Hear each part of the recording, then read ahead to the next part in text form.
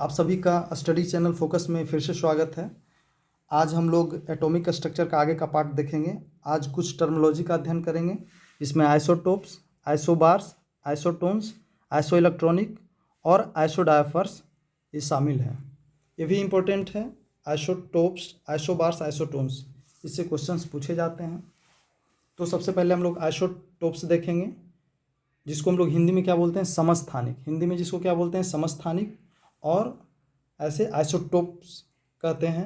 कभी कभी क्वेश्चन में दे देता है कि इसमें कौन आइसोटोप्स हैं, या आइसोटोप्स में न्यूट्रॉन की संख्या क्या होती है। तो समझ जाना है कि आइसोटोप्स क्या हो गया, समस्थानिक हो गया, या मतलब दोनों नाम याद रखना है, समस्थानिक भी और आइसोटोप्स। इंग्लिश टर्मिनोलॉजी बिल्कुल ध्यान रखिए। अब है कि आइसोटोप्स कहते किसको हैं, what do you mean by isotope. तो आइसोटोप है क्या, तो atoms of same element having different mass number but same atomic number. यहाँ पे बोल क्या रहा है कि atoms of same element, atoms of same element, और इसमें क्या डिफरेंट होने जा रहा है, different mass number. Mass number इसका क्या होगा, डिफरेंट होगा, लेकिन सेम क्या रहेगा, एटॉमिक नंबर। सेम क्या होगा, एटॉमिक नंबर। इसका एटॉमिक नंबर क्या होने जा रहा है, सेम होने जा रहा है। ठीक है, इसको लिख सकते हैं। इसको हिंदी में कैसे कहेंगे, एक ही तत्व के वैसे परमाणु जिसका एटॉमिक नंबर समान हो लेकिन मास नंबर डिफरेंट हो। एक ही तत्व के परमाणु जिनका मास नंबर भिन्न हो लेकिन परमाणु संख्या समान हो। एक ही तत्व के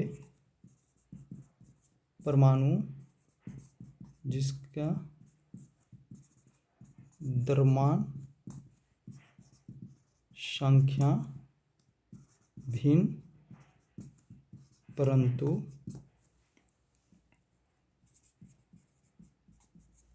परमाणु संख्या समान हो।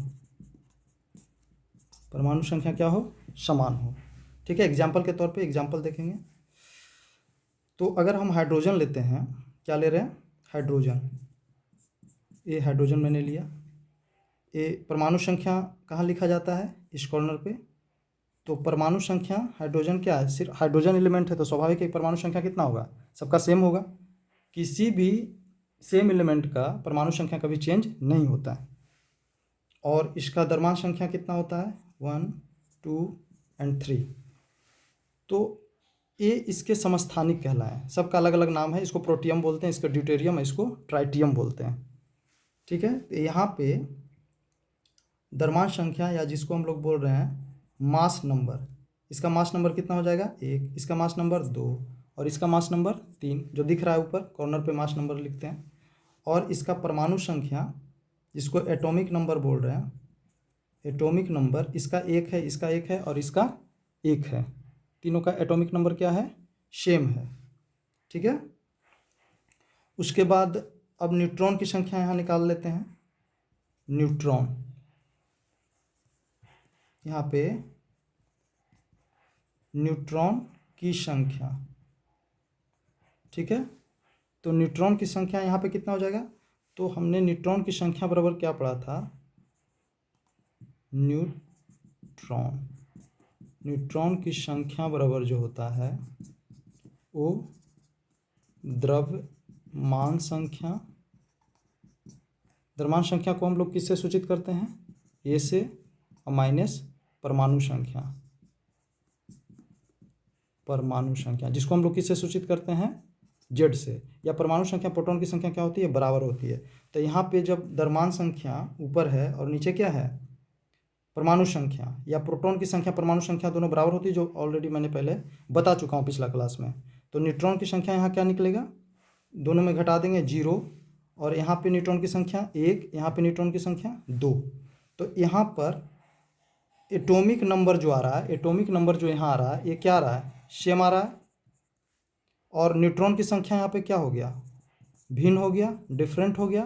न्यूट्रॉन की संख्या भिन्न या डिफरेंट हो गया, ठीक है। और मास नंबर क्या आ रहा है, ये मास नंबर जो है, मास नंबर क्या है, ये भी भिन्न है, डिफरेंट है, ये भी क्या है, डिफरेंट है। तो ये क्या हो जाएगा, ये हाइड्रोजन के ये समस्थानिक हो गए, ये हाइड्रोजन के समस्थानिक हो गए, ठीक है। तो हाइड्रोजन के समस्थानिक से क्वेश्चन कैसे पूछता है, तो इससे पूछेगा कि बताइए समस्थानिक जो होता है उसका क्या विशेषता है, उसमें न्यूट्रॉन भिन्न होते हैं या फिर द्रव्यमान संख्या भिन्न होते हैं या एटॉमिक नंबर। तो एटॉमिक नंबर तो हमेशा क्या हो जाएगा, इसका सेम होगा। एटॉमिक नंबर सेम मतलब परमाणु ये प्रोटॉन की संख्या सेम, क्योंकि एटॉमिक नंबर और प्रोटॉन की संख्या क्या होती है, बराबर होती है। तो इसमें न्यूट्रॉन क्या होने जा रहा है, डिफरेंट होने जा रहा है। एग्जाम्पल से मैंने बता दिया, एक ही तत्व के परमाणु जिसका द्रव्यमान संख्या भिन्न, द्रव्यमान संख्या सब दिख रहा है, इसका 1 2 3, एक ही तत्व है, एक ही तत्व के परमाणु जिसका द्रव्यमान संख्या भिन्न है, 1 2 3, द्रव्यमान संख्या क्या हो गया, ये हाइड्रोजन एक ही तत्व है, उसके द्रव्यमान संख्या यहाँ पे क्या दिख रहा है, क्योंकि हाइड्रोजन अलग अलग अवस्थाओं में भी ये पाया जाता है। 11H के रूप में भी वायुमंडल में रहता है, 21H के रूप में भी रहता है और 31 के रूप में भी रहता है। तो ये क्या हो गया, इसके मास नंबर डिफरेंट हो गया। और न्यूट्रॉन की संख्या जब मैंने निकाला तो ये भिन्न है और एटॉमिक नंबर क्या है, सेम है। तो ये हाइड्रोजन के समस्थानिक हो गए, हाइड्रोजन के आइसोटोप्स हो गए। और इसका जो नाम है, 11H को हम लोग प्रोटियम बोलते हैं, 21H को ड्यूटेरियम बोलते हैं और 31H को ट्राइटियम बोलते हैं। तो ये तीनों क्या हो गए, हाइड्रोजन के समस्थानिक हो गए। कैसे समस्थानिक हो गए, क्योंकि इनका परमाणु संख्या सेम है और मास नंबर डिफरेंट है, मास नंबर अलग है। और न्यूट्रॉन की संख्या इसमें क्या, वो मैंने निकाला तो ये भी भिन्न आ रहा है। तो पूछता है कभी कि समस्थानिक में निम्न में कौन सा समान होगा, तो मास नंबर, न्यूट्रॉन की संख्या, प्रोटॉन की संख्या। तो प्रोटॉन की संख्या, एटॉमिक नंबर और प्रोटॉन की संख्या बराबर होता है। या फिर कौन भिन्न होगा, तो न्यूट्रॉन की संख्या भिन्न होगा। तो ये हो गया क्या, आइसोटोप्स। जैसे कार्बन का 6 और 12 हमने लिया और एक 6 और 14। तो कार्बन है तो स्वाभाविक है उसका परमाणु संख्या क्या होने जा रहा है, बिल्कुल सेम होगा, परमाणु संख्या कभी भी चेंज नहीं करेगा, मतलब प्रोटॉन की संख्या इसमें कभी भी चेंज नहीं करेगा। कोई एक ही जब हम लोग तत्व लेंगे तब, जब कोई एक ही तत्व लेंगे तो उसमें कोई चेंजिंग नहीं होगा। तो यहाँ पे द्रव्यमान संख्या ए का मान कितना आ गया, ऊपर 12 नीचे 14। और इसमें फिर हमने इसका परमाणु संख्या कितना होगा, जिसको एटॉमिक नंबर लिखते हैं जेड से। तो ये क्या हो गया, 6 और 6। या प्रोटॉन की संख्या भी यही होता है, प्रोटॉन और जेड दोनों इक्वल होता है। तो यहाँ से फिर से न्यूट्रॉन निकालेंगे तो यहाँ 6 और 14 में 6 घटा देंगे तो यहाँ 8। तो ये क्या आ रहा है, ये डिफरेंट आ रहा है। समस्थानिक में न्यूट्रॉन हमेशा क्या होने जा रहा है, डिफरेंट होगा। और परमाणु संख्या या प्रोटॉन की संख्या हमेशा क्या होगा, समान होगा। और द्रव्यमान संख्या भी क्या होगा, डिफरेंट होगा। तो इसमें यही तीनों चीज़ का ध्यान रखना है, द्रव्यमान संख्या, प्रोटॉन की संख्या और न्यूट्रॉन की संख्या। तो हम लोग किसको बोलेंगे, आइसोटोप्स या समस्थानिक, एक ही तत्व के परमाणु जिसका द्रव्यमान संख्या भिन्न परंतु परमाणु संख्या समान हो। यहाँ द्रव्यमान संख्या भिन्न दिख रहा है और परमाणु संख्या क्या दिख रहा है, समान दिख रहा है। या प्रोटॉन की संख्या, यहाँ पे चूंकि परमाणु संख्या बराबर प्रोटॉन की संख्या होता है तो खुद जानना है। और न्यूट्रॉन यहाँ पे क्या हो गया, डिफरेंट हो गया। अब इसमें नेक्स्ट आगे चलते हैं।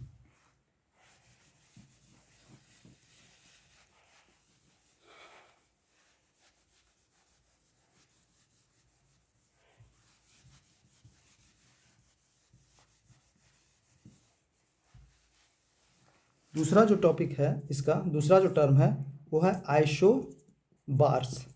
दूसरा टर्म क्या है, आइसोबार्स।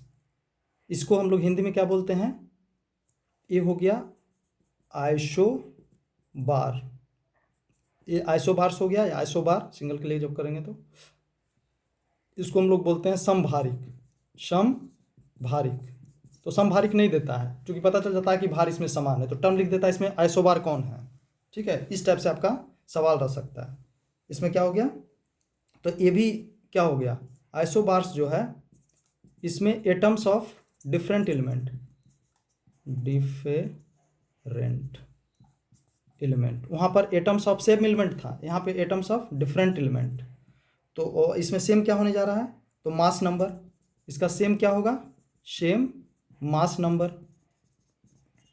सेम क्या होने जा रहा है, मास नंबर। और इसमें डिफरेंट क्या होगा, एटॉमिक नंबर। डिफरेंट क्या होगा, एटॉमिक नंबर। इसमें डिफरेंट क्या होने जा रहा है, एटॉमिक नंबर।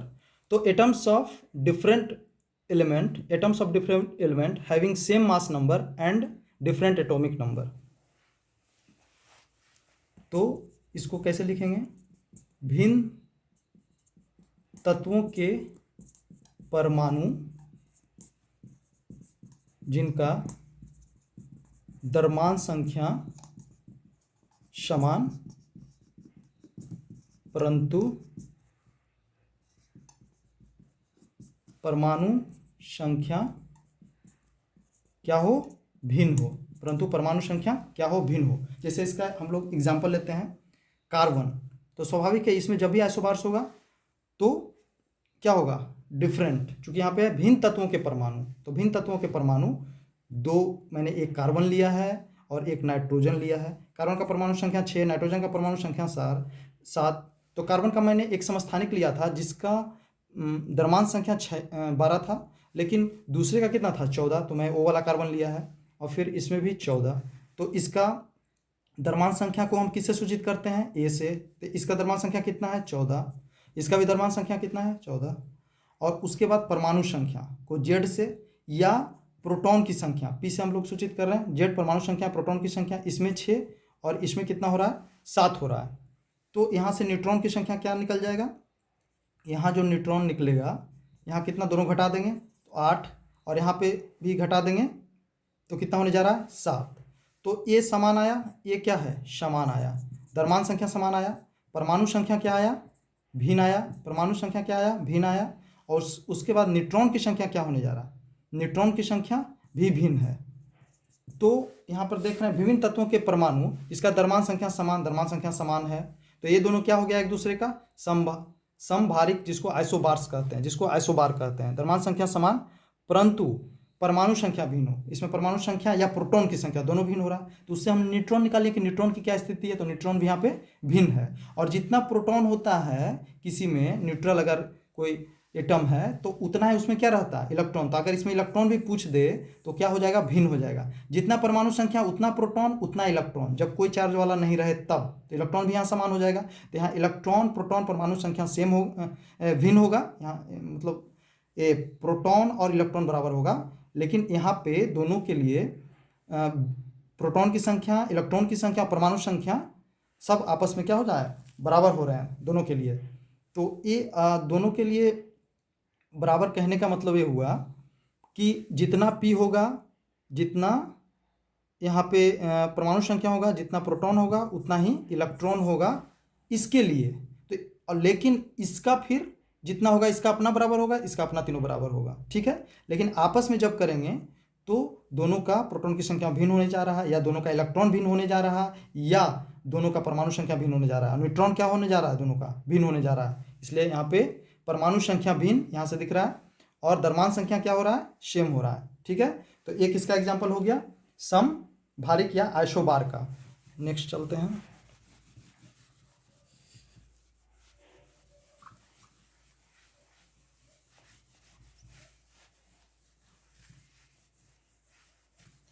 इसके बाद आइसोटोन्स, अगला जो है आइसोटोन्स है। अगला क्या है, आइसोटोन्स। आइसोटोन्स को हम लोग बोलते हैं आइसोटोन्स।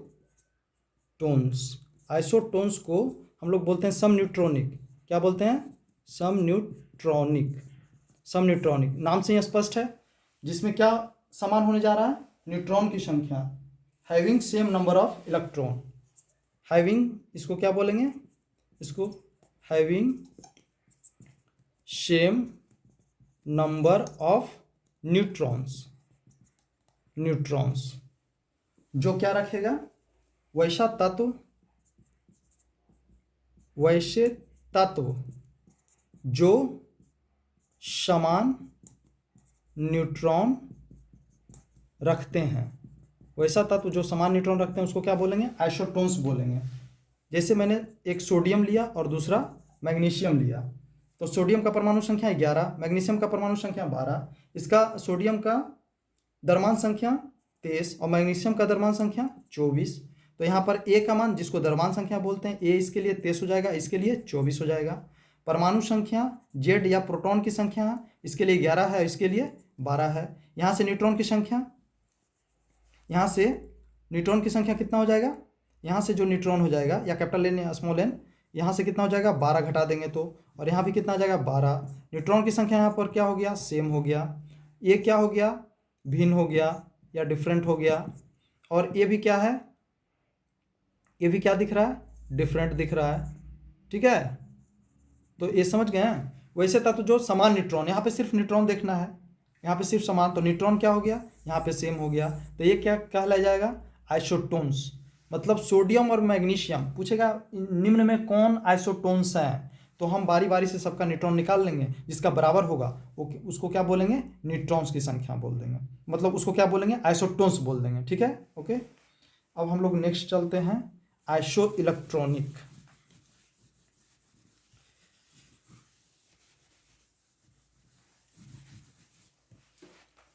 तीसरा नंबर पे है आइसो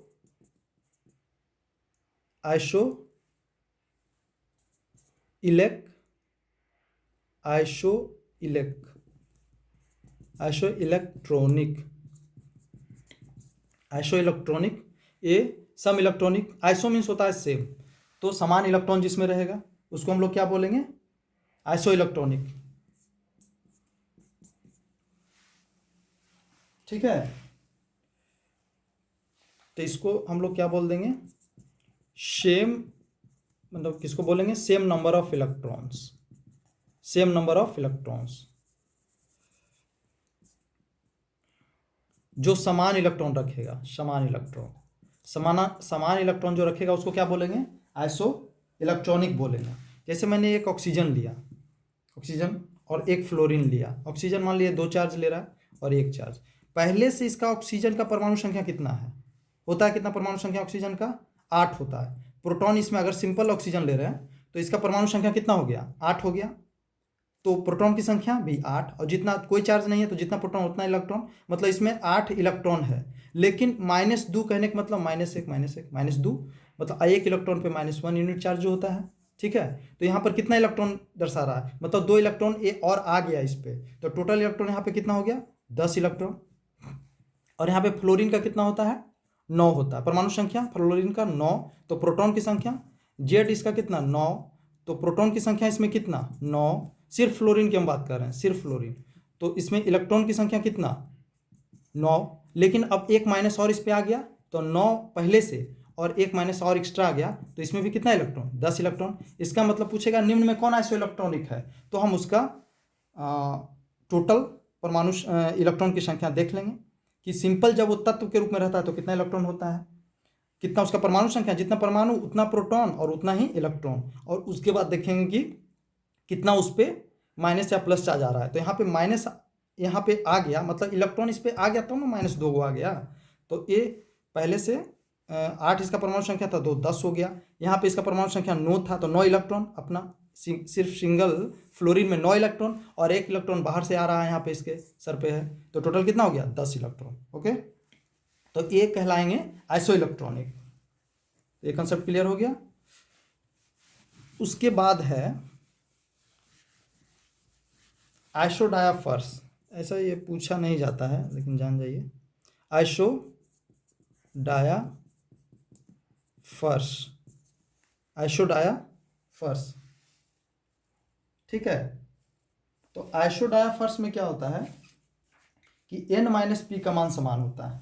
आइसो डायाफर्स में n-p का मान, n-p का मान क्या होता है, समान होता है, उसको हम लोग कहते हैं आइसो डायाफर्स। ऐसे पूछता नहीं, मत 2 एलिमेंट देखें तो उसमें n-p अगर समान है तो उसको हम लोग क्या बोलेंगे, आइसो डायाफर्स। एक होता है आइसोटर्स, आइसोटर्स।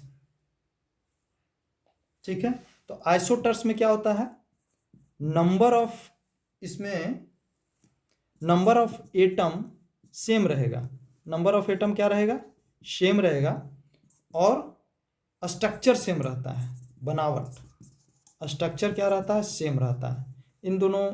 अच्छा, एक छठा मैंने नहीं लिखा यहाँ पे, आइसोटर्स, ठीक है। तो ये दोनों ज़्यादा इंपॉर्टेंट नहीं है, आप चारों को ध्यान रखना है जो मैंने पहले बताया। तो आइसोस्टेप्स में स्ट्रक्चर, जैसे इसका एग्जांपल अगर हम लेते हैं तो BF3 और एक बोरॉन फ्लोराइड हो गया और एक बोरॉन क्लोराइड। तो इसमें स्ट्रक्चर इसका इस ढंग से बनता है, जो आगे बताएंगे केमिकल बॉन्डिंग में, और इससे भी क्वेश्चन रहता है एंगल से। तो इस ढंग से दोनों का स्ट्रक्चर सेम है, ठीक है। और इसमें एटम की संख्या कितनी है? फ्लोरीन का 3 1 4, टोटल 4। इसमें एटम क्लोरीन का 3 1 4। तो number of atom same and structure different. तो नंबर ऑफ एटम सेम हो और स्ट्रक्चर डिफरेंट हो तो उसको हम लोग क्या बोल देंगे? आइसोटर्स बोल देंगे, ठीक है। तो हमने आज पढ़ा isotopes, isobars, isotones, iso electronic and आइसोडायफर्स। इसमें से 3 मैंने बताया कि इंपॉर्टेंट है, अक्सर इसे क्वेश्चन पूछे जाते हैं, किसी भी एग्जाम में पूछे जा सकते हैं। समस्थानिक से ज़्यादा पूछा जाता है, संभारिक से भी पूछा जाता है, ठीक है। बाकी इन दोनों उतना इंपॉर्टेंट नहीं है। फिर आगे हम लोग नेक्स्ट टॉपिक में इससे आगे इलेक्ट्रॉनिक विन्यास लिखना सीखेंगे, कैसे लिखते हैं। बिल्कुल रटने की ज़रूरत नहीं है, हम लोग काफ़ी आसानी से इसी का उससे बहुत सारी जानकारियाँ होंगी, वो अगले क्लास में करेंगे। Thank you.